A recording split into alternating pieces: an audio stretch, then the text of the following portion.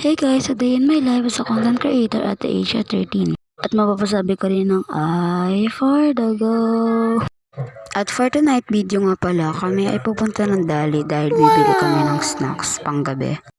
At alam niyo naman, mahilig magpuwet ang mga persona. Kasama ko nga pala si Gail dahil bibili din daw siya. Nabudol ako sa kanya ha, huwag kayo maingay.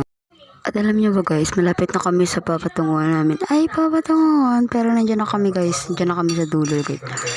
Yan, naglalakad na muna kami ni Gail dahil, ayun, may nakasalubong po kami babae. Oh my Gail, God. huwag kang tumakbo. Ayun na, malapit na kami. Ayun na pala kami sa loob guys. Bibili na nga lang pala kami ng want namin.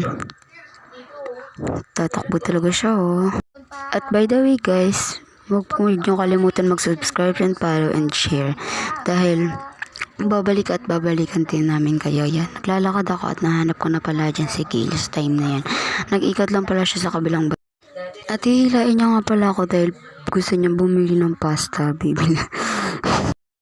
Pubuduli niya ako. Ayan na, nakabili na kami. At tag 15 pesos lang naman yan. Mura lang naman yan guys. Dito na kayo pumili sa Dali. And next na bibili namin is milk tea. Gusto niya pa nga bumili ng pancake eh. At ayan nga, nakabili na kami ng milk tea at magbabayad na kami sa